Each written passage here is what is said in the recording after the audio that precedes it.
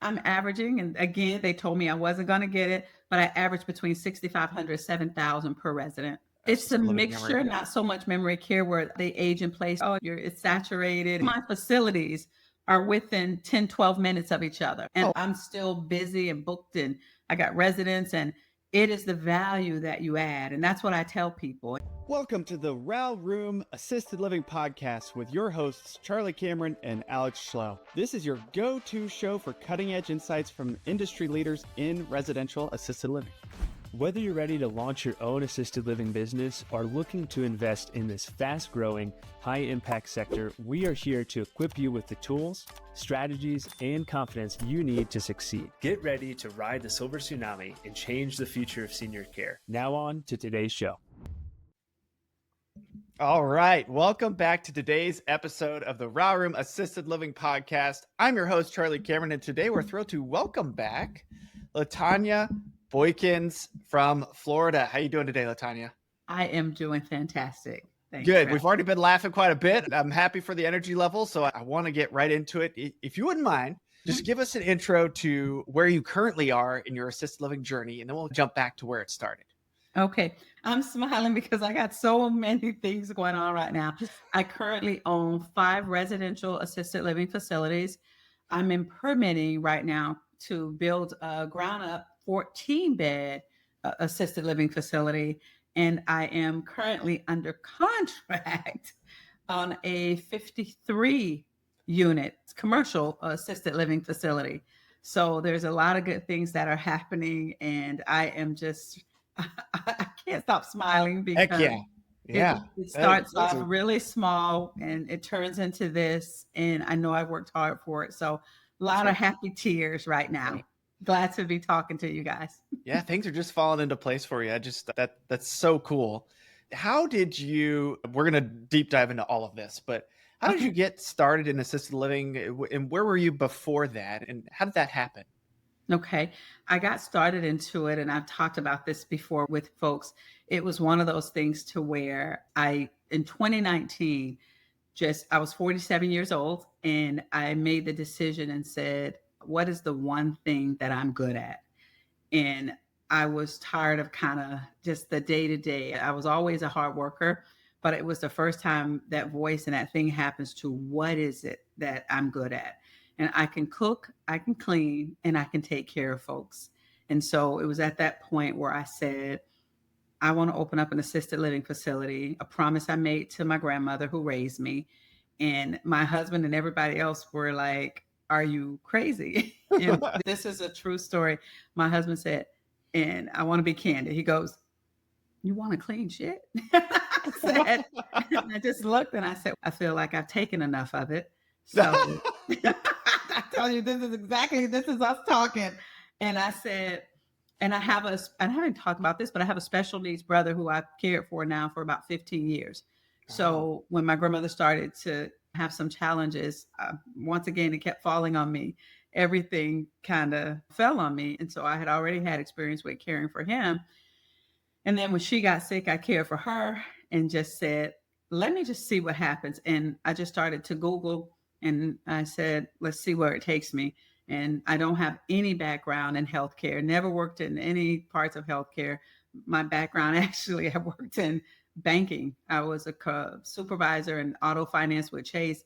I did some banking, things like that. But I knew that this was something I wanted to try.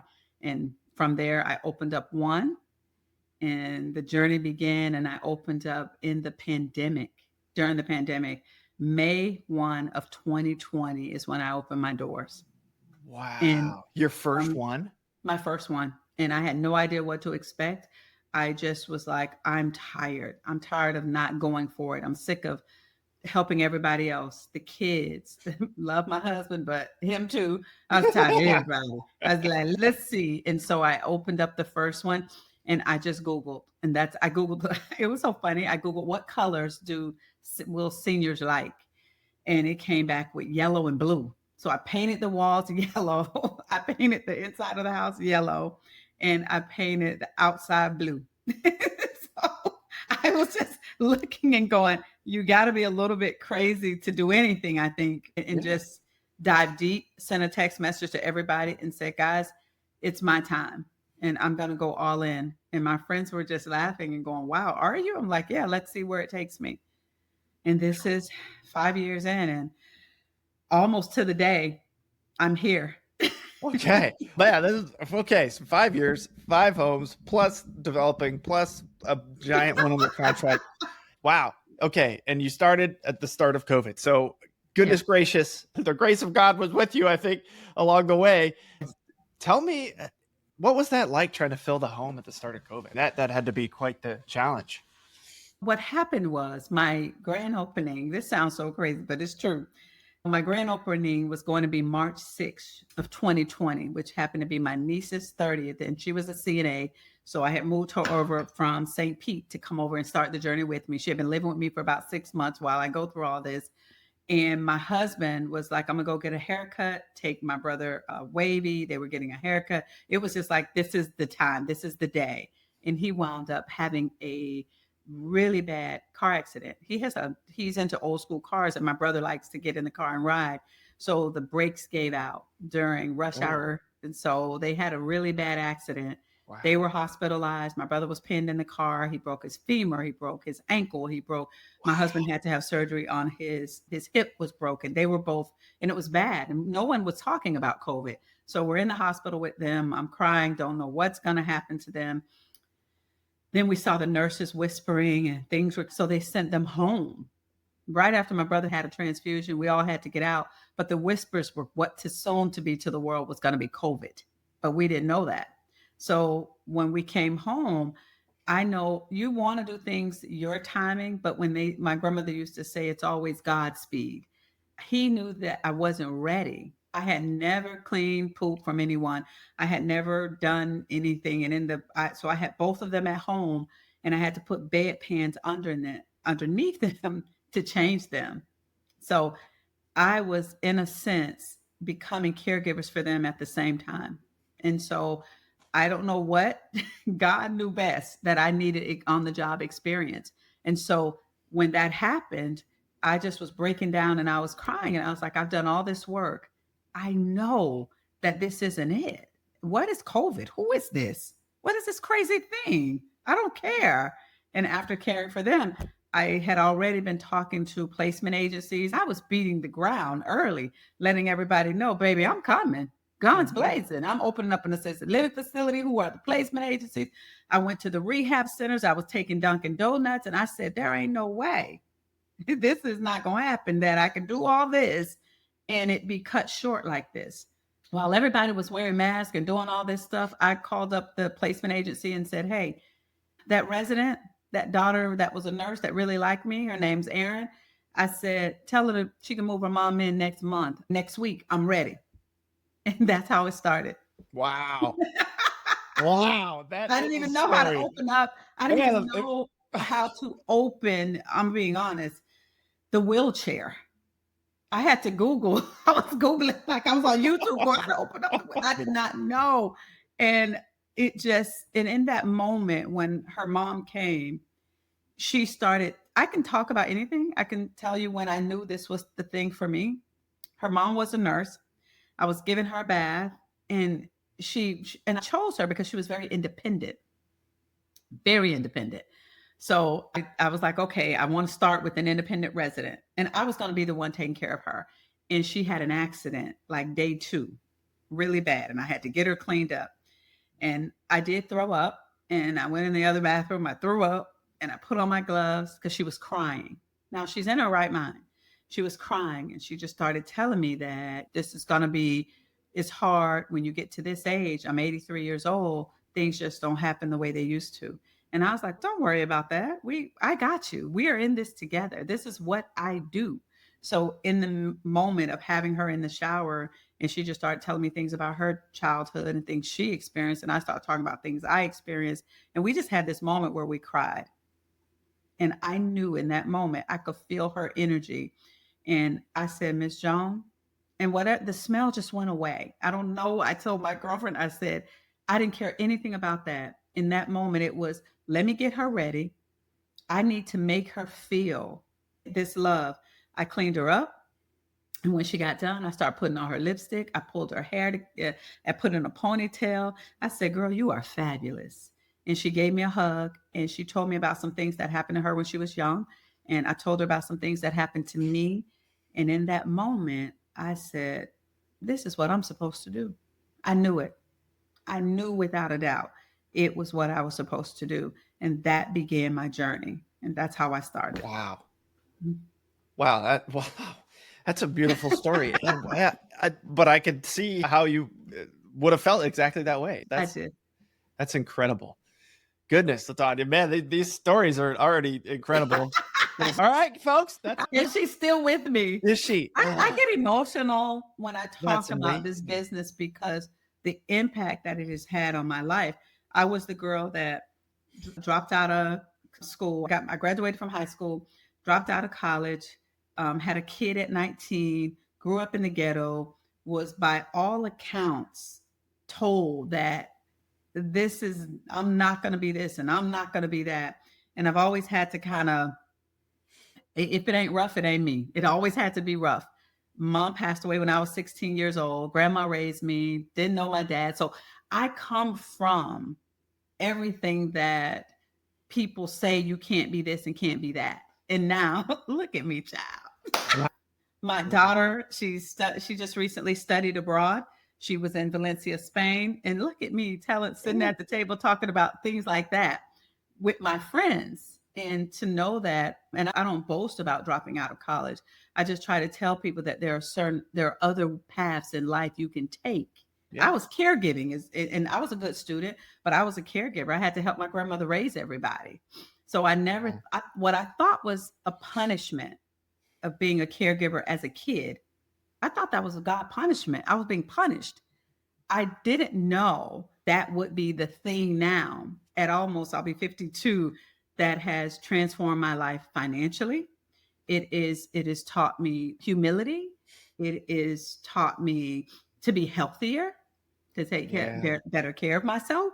So this business, where it may seem like, oh, okay, it's just caregiving or it's just taking care of old people. No, it has taken care of me. So that is why I will do any podcast if I can speak to the masses, because there's a young girl with a kid at 19 and she's thinking that this isn't something that she can do. She's just thinking, oh, I'm just a CNA. There's a guy with millions of dollars that wants to invest, but says to me, you know what, Tanya, I want to do something to where I can put my money in something where I can make it about people. And I'm helping him do that. And I'm like, you know what? There's a way you can do this business the right way. And so it's almost like this business helps everybody. 100%. That's what I love. Yeah. That's what I love. You didn't mention staff too, but you're employing a whole bunch of great staff members. I'm certain of it. And that's something you're helping with, and you're taking them away from their terrible big facilities that they were just working all hours in with 30-to-1 ratios and putting them in these beautiful homes and giving them better benefits. The amount of impact you can make in this industry. And bravo for your life story. It sounds very similar to my mom's story, actually, having to raise all her brothers and stuff. That's hard. And to rise up and accomplish what you've accomplished is absolutely incredible. I love it. I think that for me, it was realizing that spirit of a caregiver that's inside of me. I realized that I can turn this into a business. I can be profitable. I can impact lives. I can teach people that no matter what, that, okay, you dropped out of college and you had a kid when you were young and you got a whole lot of money. You got millions of dollars. You're trying to figure out what to do. And so the reach is huge. And I think that's what makes me so happy. This is a business where the reach is huge. And that's what I love. Wow. That's so cool. And I'm a core trainer too. Yeah. For the state of Florida. For the state of Florida, I'm a certified core trainer. So I also do classes as well. Got about 65,000 people follow me on TikTok. where all Dang. I talk about is residential assisted living facilities. That's awesome. Okay, so at the end of the episode, we want you to share that, and we want you to share how I love it. folks in Florida can get training from you, Okay. because the energy is worth it in my mind.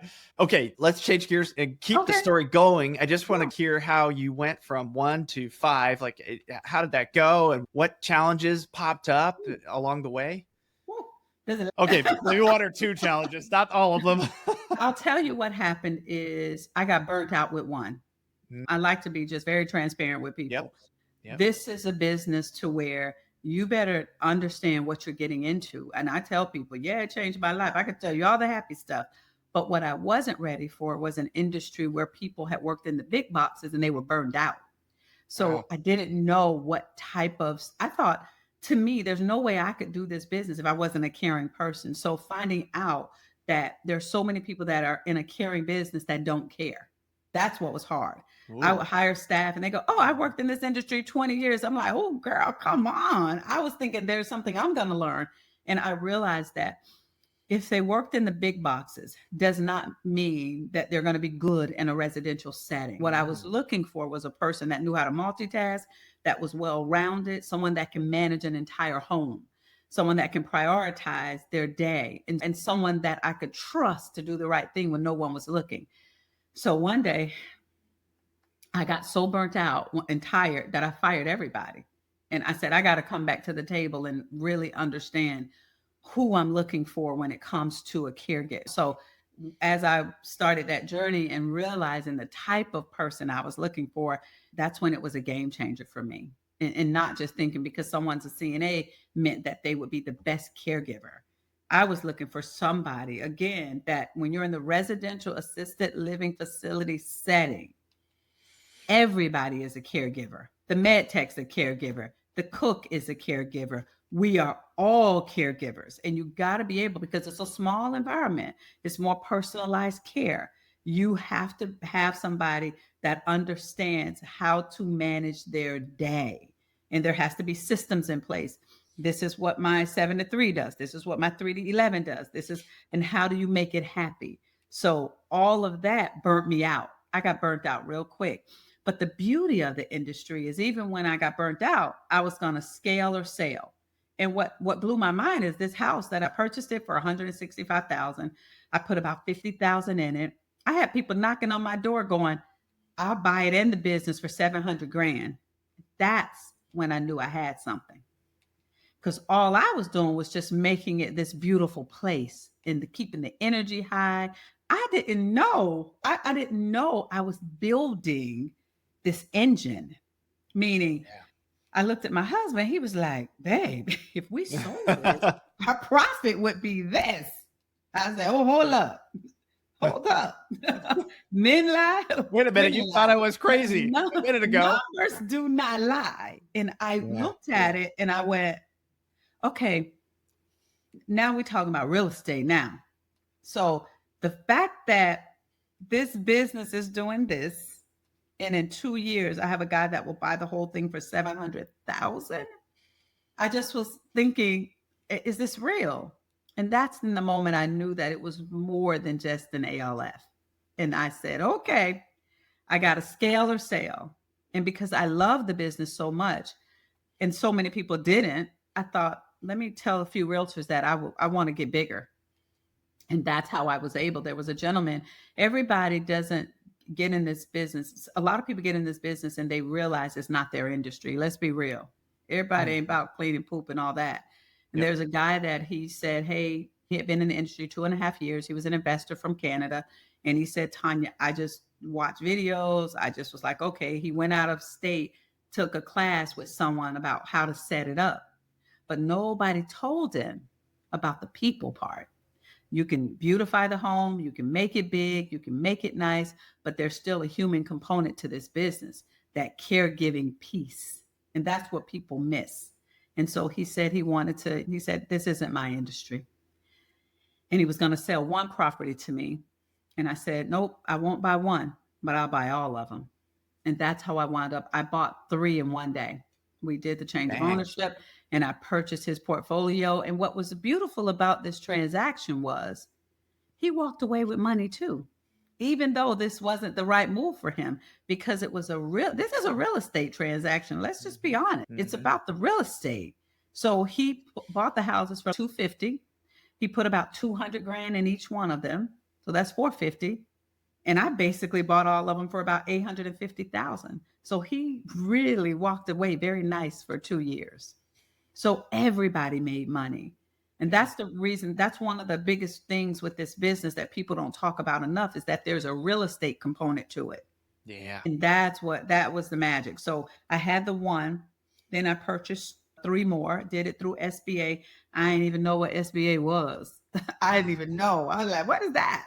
So I did an SBA 7A, but now I'm a lot more educated. So I did the SBA 7A, purchased those three. I had the one, and then I bought another property outside of that. And that's how I got my fifth. Wow. Okay. So total number of residents now? 30. 30. Okay. And about how many staff members per home? I have, wow, about 6 or 7. That includes my weekend staff. Okay. Care to say what your average rate is for residents? Oh, yeah. I'm averaging, and again, they told me I wasn't going to get it, but I average between 6,500, 7,000 per resident. Wow. That's not memory care focused, or is that kind of a mixture of It's a assisted living and mixture, memory care? not so much memory care where they age in place. So I do have a few folks that are on hospice, but they've Okay. been with me now for about 5 years. So you can see where they're declining. But yes, they're definitely, everybody was like, oh, it's saturated. Is this words that I just laugh at? Girl, No, it's saturated. not It's saturated. impossible. If you are providing an incredible home, the demographics say that's impossible. It's physically impossible to saturate this market for over the next 15 years. It's impossible. Which is And all of crazy. my facilities are within 10, 12 minutes of each other. And Oh. I'm still busy and booked, and I got residents, and it is the value that you add. And that's what I tell people. And you can't listen to all this chatter. I don't listen to it. Everybody's all, when I first started talking, but my grandmother said, and I always say this, you can be a copycat, you got to copy the right cat. The guy that I purchased these from, he told me his plan. He said I was going to do 9.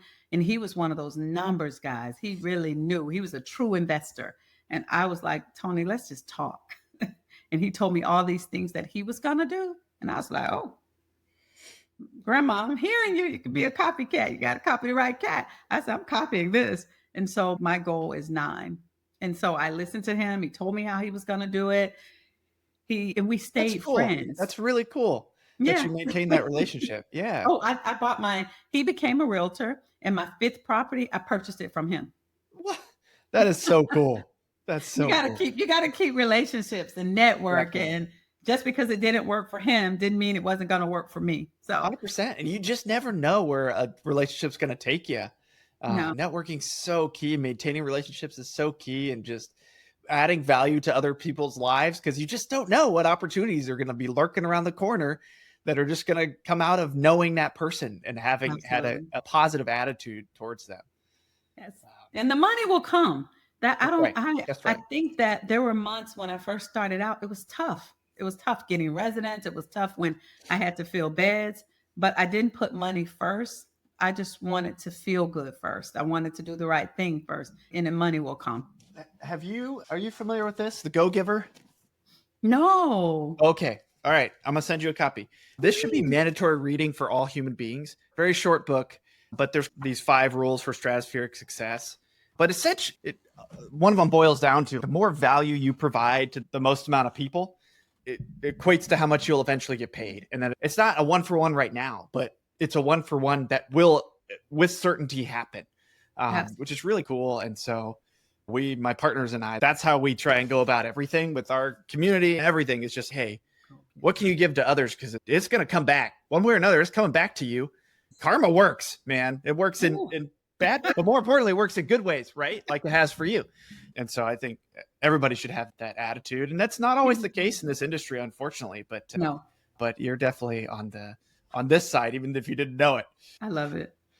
Okay. 5 homes. The development, where is that at right now? And how did you get into that piece of it? Because that adds a whole nother layer of complexities.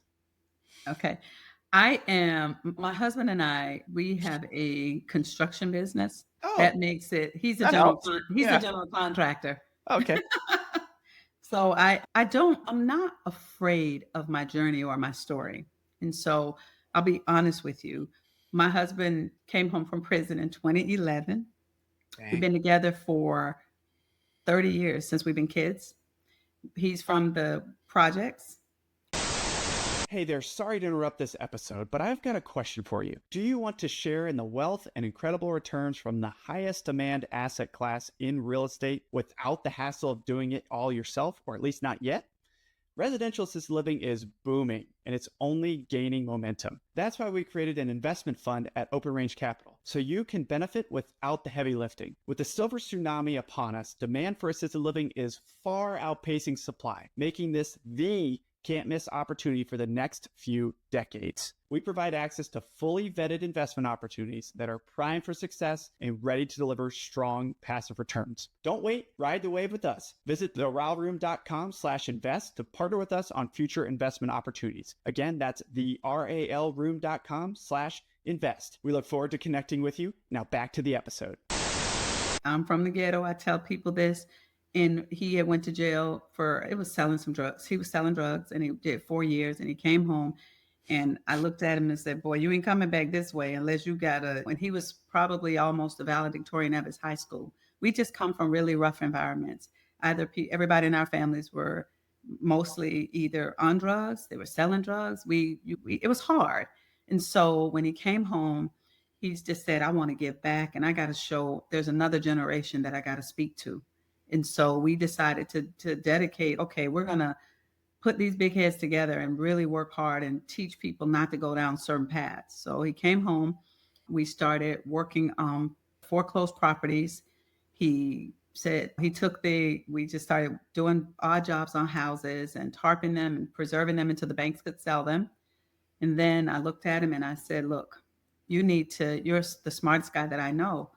Take the general contractor test. He passed the test on the first try. Nice. And he started building homes. We started in 2018.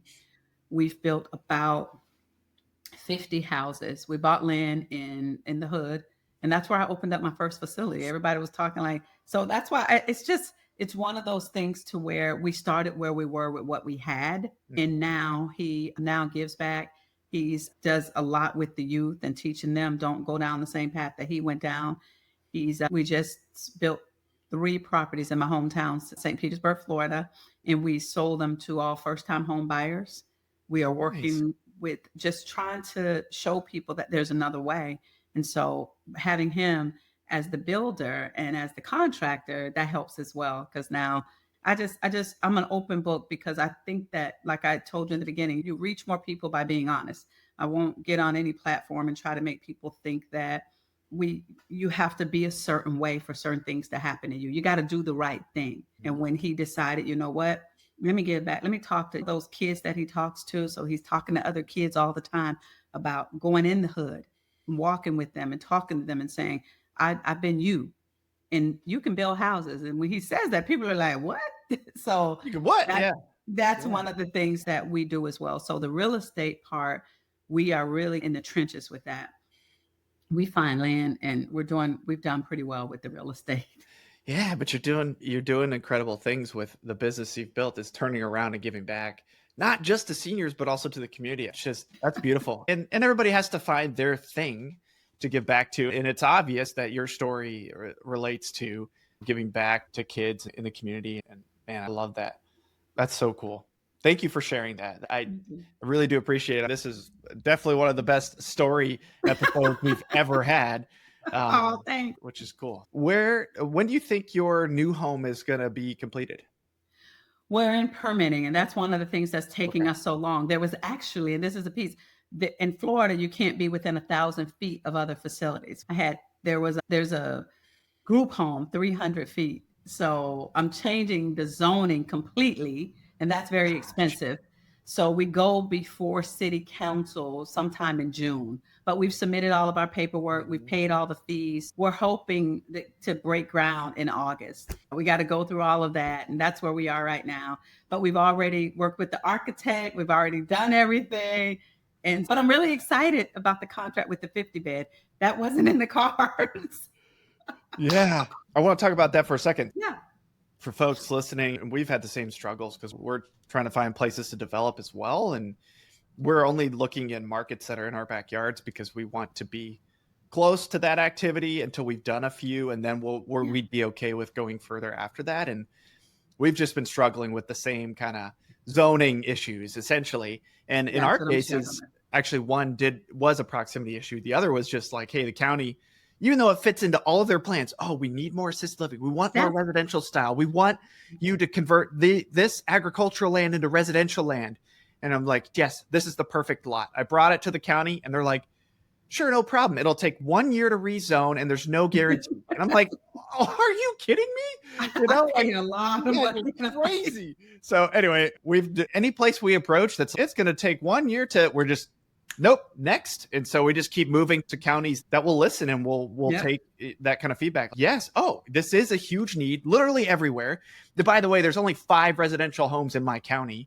And it's one of the most populous counties in Virginia, Northern Virginia. Wow. Yeah. And this is a huge need and you're not going to help us at all. Got it. I hope they listen to this, which they never will, but it's kind of disappointing. So I hope that your process goes smoother. And just that's not to discourage folks, but to think creatively and to think about, okay, if I go one county over and then that local government is much more favorable to this, awesome. Yes. You do have to talk to people and be courteous. They're part of your team. If you think about it, even the zoning and permitting and licensing and regulations folks, like you need to get on the same team with them and they will empower you to be able to build your stuff, but you're also empowering them to create new cool things for the community that really will serve a lot of people. So you got to frame it in that way for them to understand it better. That doesn't mean they're going to reduce the timeline from a year, unfortunately. They will not, because I know them by name. I'm like, hey, I'm still here. What's going on? Yeah. And they'll talk to me and they'll say, Tanya, it's a process. And I actually hired a guy. He's a land use guy because it was a lot of paperwork. So if anyone is having any zoning issues, what I say to people is just don't get discouraged. It's a process. A lot of communities really do need community residential homes and ALFs and different things like that for the community. And once you just can't give up. I'm talking to a girl right now. She's in Indianapolis and I do a lot of consulting and she is going through a lot. They have group homes everywhere, but they don't have the residential assisted living facilities. So she actually flew in town this past week, Monday, and came and visited. She's taken videos to go back and show, let me show you a house that's working. Let me show you. She's trying to get in front of folks to say, this really does work, because there are some places where there aren't many. So, and I'm always telling people that you just got to keep going. Even if they tell you no, you got to just say, you know, what's next? What do I have to do? But that's the part. One thing I realize is that's the part where people stop.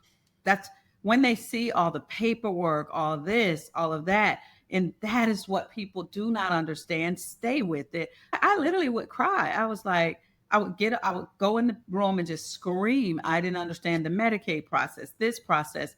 But what I knew was what I was doing wasn't working. So I got to keep on going, because that I was like, nothing can be where I was in that part of your life where you're just like, I knew I was always smart. I knew there was more. I knew that no job was going to say, all we can pay you is this, because Latonia, guess what? You don't have a degree. I didn't want a ceiling on what I could become and who I was. So every corner I was met with resistance. Everybody was like, they're going to be a consultant. I spent wrong kind of money. You click on TikTok, you got so many people out here talking about this industry that ain't never walked in this. It sounds good.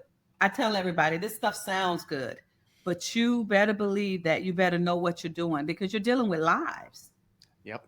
Everybody wants it to sound like it's so simple, and it's not. I don't ever want people to think, don't let my smile fool anybody. I'm smiling because of the journey, because it wasn't easy, because I stuck with it, because I'm able to send my daughter to places that I never Spain, even yeah. dreamt of. My daughter's studying abroad in Spain. I just left. Where did we go? We went to Cabo.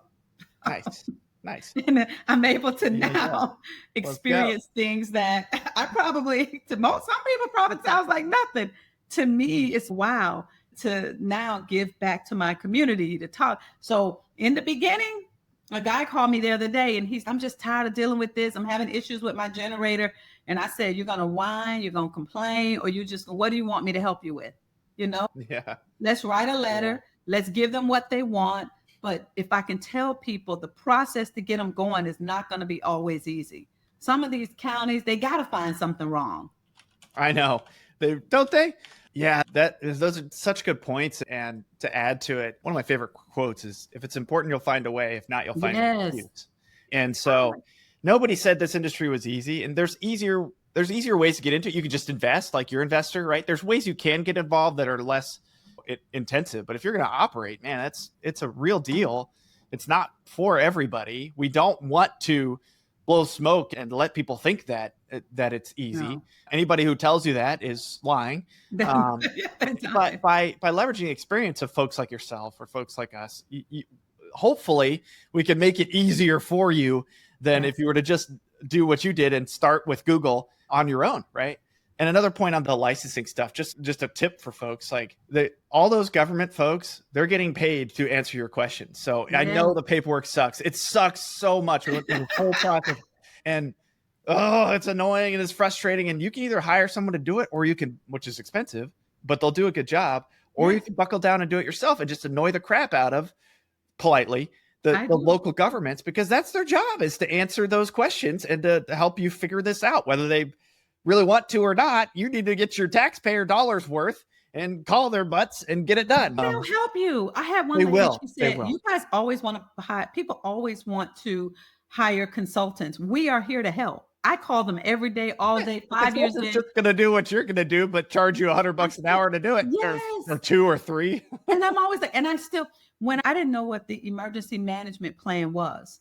So in Florida, you got to have your emergency management plan, in case there was a disaster. I called and said, hey, I want to come in and see it.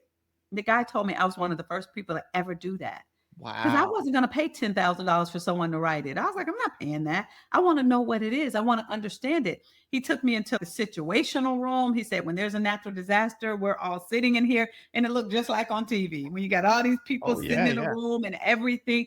And it was fascinating to me, because he said, what do you do when there's a disaster? It could be, what if there's a fire? Where is a nuclear power spill, or all these different things? He said, what are you going to do with the residents? So once I understood the value of understood why, I was like, oh, okay, why I need to have a mutual aid agreement with another facility in case something happens. And then we had Milton, and I thought I was all fancy. I got the big generators, but guess what? A tree hit my generator. It fell on top of the generator, and I had to reroute folks.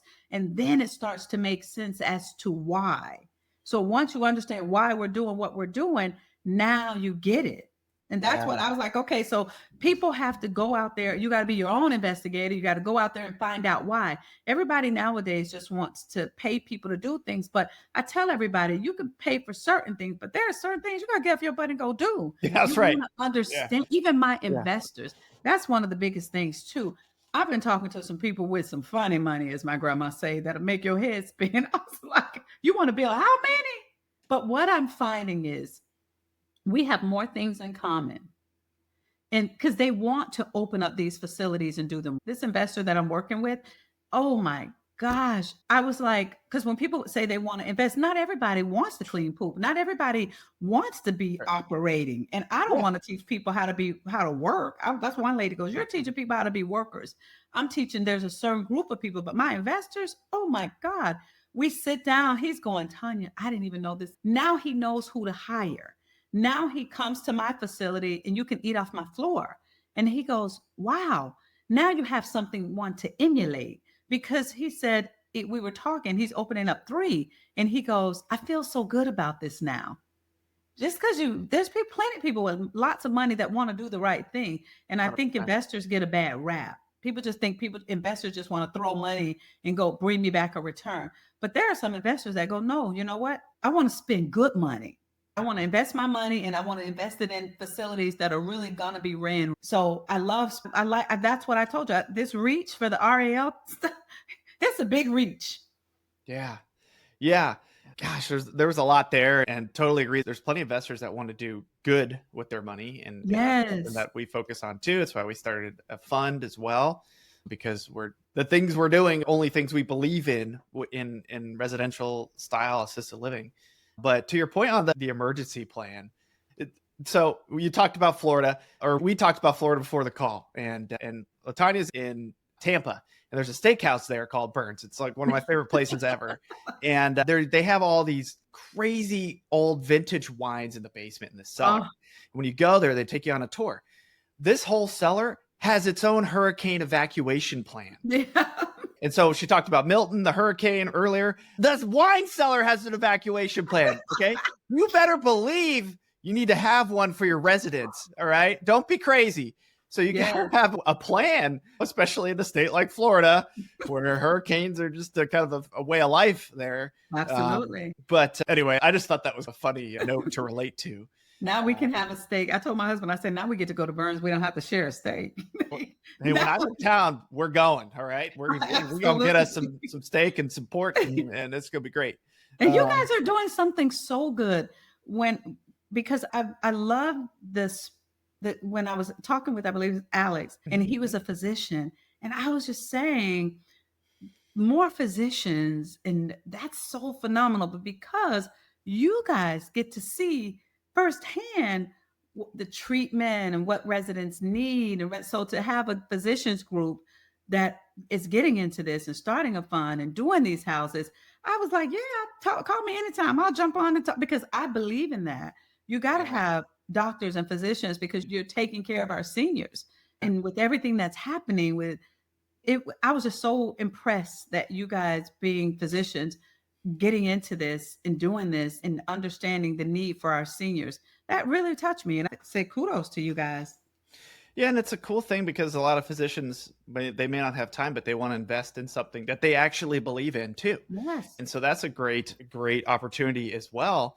And yeah, most of the folks in our community, it's probably about, I don't know, a third in real estate investors and a third physicians and a third like CNAs, right? So a lot of healthcare folks who want to kind of do good, right? And so that makes it do good and achieve their own financial independence like you at the same time. Like we talked about, it's a win for everybody, the staff and the residents, the families and everybody, the investors, goodness gracious. Like there's no losing. The community wins. Like I just can't find a con except that it's hard work. Okay. Yeah. What business is not hard work? But what business can you also get this level of fulfillment while doing it? None. Very few. Very few. None. Yeah. I've changed the way that I eat. I've changed the way that I think. It teaches you compassion. I'm raising some kids that my kids didn't come from my story. So they have a way of life that my daughters, I've been able to do. I work really hard. He's always worked 2-3 jobs. Yeah. So they've seen me grind. But when they work, my daughter, she's 33 and she's an administrator. And my other, she's over at FSU. But when she comes home, she's going in and she's seeing these seniors and caring for people. And she's looking at me and I'm teaching them, this is what life is about, caring for people. And look at the seniors. It's teaching them to have humility for other people, something that the world is lacking. So I really think that this business in itself, it has changed the way that I look at life, the way that I invest my money, the way that I plan for my future, the way that I do a lot of different things that I never thought I would even be thinking about. So that is one of the things that I love about this business, is that there are so many ways that it transforms your life. Yeah, business can expand your whole world in so many ways. For me, it's the biggest thing right now has been just network and getting to meet people and learn from folks and make all these crazy, great relationships that somehow just keep giving value to me. And I don't know if I'm giving enough value at all for them. Right. But somehow I'm getting all this value and it just keeps happening. This is amazing. Right. And I think it's such a cool space to be in. I always knew I'd end up here. I served in the military 11 years, but the entire time I was like, I know I'm going to be an entrepreneur. I know I'm going to be an entrepreneur. I know it. Like, I just always felt it and finally made the switch. But all right. Sorry. Now, enough about me. More about you. What I want to just real quick hit the 53 unit because we're running out of time here. So you are under contract, and I don't want to steal all your glory on a ranch style community, which I think is cool because it still feels residential. It feels residential through and through. That's really what it's about. It doesn't necessarily have to be a house, and even the 14 unit has to be commercial, I'm guessing. Right? Even though or does it actually residential from a zoning perspective? It's really considered a home that we're making really large. Okay. Yeah. So in it's some states, considered commercial, kind of residential, but still, I want that home feeling. I think it's so important, the feel of a house, so that everybody still has their dignity. It doesn't have to be. So that's why I like the 53 bed. That's why I'm so in love with it, because it's still that kind of homely home feel. I love that. Here's what I'd love for you to tell our audience is how you got this opportunity. How did that come about? One thing was I've been big in networking. I've been out in the community. I've been talking to realtors. I got a big mouth, y'all, because my grandma told me you better talk if you want something. So I'm always talking and I'm always just doing the right thing. And a lot of times word of mouth, people were like the lady that's selling, she wouldn't sell to anyone. And that's the thing. She's been in this industry for a long time, since 1987. So she wanted to pass it on to someone that she knew would take really good care of the residents, and it just wasn't going to be something someone was coming in and just trying to get a money grab. So I just kept, when I met with her once, which was 2 years ago, and we talked about the idea of her eventually selling, and I would just keep contact. I would contact the realtor and say, hey, can you check in with her and see what she wants to do? And then I did it so much to the point to where she said, let her know she will get first right to refuse. And then I just reached out to her and I said, okay, I know you've done your taxes for the year. What are your plans? And we talked about a partnership. And then I said to her, why I didn't know if that would work out. And I said, I believe my grandmother told me everyone has a number. Tell me your number. She told me her number and I said, I can make that happen. And reached out to my banking team and I just said, let's do it. And that's kind of where it all started. And we went under contract and I can't tell you guys how I'm feeling, but I'm also, I didn't even tell you this. I also have a contract right now on another home. It's 3,400 square feet that I'm going to be purchasing for another ALF. Wow. Okay, we missed that one earlier. Goodness gracious, Latonia. It's like riding a bike. Yeah, let's go. Man, that's so exciting. I'm very excited for you. That sounds so cool. We'll have to have you on again once it's closed so we can learn all about how that went and the financing and all those parts and pieces. Man, it's surreal. It's one of those things that you hear people all the time. They'll talk about, I had to go through this and I got to here. But you don't know that feeling until you get to there. Once you get there and once you start seeing it, and I just wish I can tell people, if you stay and if you have that faith, honey, I got faith like a mustard seed. That's all you need. Nobody was going to tell me no. I am relentless. Right. I am determined, and I've gone through so much, but this is what I have, the best caregivers. This is one of the things I was going to tell people. My best caregivers never did it before. Never. Really? But they have a special needs son. My other caregiver, she's been taking care of her mom and dad. Yeah. My other caregiver, she grew up just like me in the hood, alcoholic mom, and she's had to look after her brothers and sisters. So I believe that it's already in so many of us. My nurses, every time you talk to a nurse, I'm so tired. I'm overworked and underpaid. I don't get my hours, my this, my that. There are so many people This is already inside of them. What I'm doing is not anything but being what I've always been. I've just learned to learn more about business. And I always tell people, I think being in corporate America kind of gave me some skills to deal with the people part and hone in those skills. But I've already had this in me. You already have it in. You just have to figure it out how to make it work. But my best caregivers, I'm like, girl, you've had to do this before. She's like, Tanya, I got my special needs son at home. I've been caring for him. So I'm like, wow. And they're the best caregivers. So anyone, if I can do this, anyone can do it. And so this ain't it. This ain't it. I'll be 52 years old. And I told my girlfriend, I was like, I'm just getting started. I don't know what I'm gonna do next. That's it. Yeah. You don't look a day over 29. So you know. See, I'm definitely coming back on. That's right. Coming back on. We're not beneath right. But we all can be, you can be flawed is my point. You can have stories, sure. you can have things that have happened to you, all those things, but you can get into this industry and it will change your life. I'm eating food I can't even pronounce, y'all. I'm not on TikTok much anymore. But I'm gonna have to rejoin just to see what you put on there. I had a Wagyu steak. I said, what is a Wagyu steak? I don't know. Just give it to me. Give it to me. Give it to me. Yeah, let's go. Just bring it out. Just bring it out. Whatever. It's twice as much. Make it happen. That's funny. Oh, dang. This was a super fun episode, Latonia. Thanks for coming on again. If folks want to reach out to connect with you or find you on social media or get trained by you in Florida, what's the best way for them to do that? Okay, I have and it's so funny on TikTok, guys. I had a video go viral and it just went viral. So I never even changed my name on TikTok. It's perfectly flawed 0902.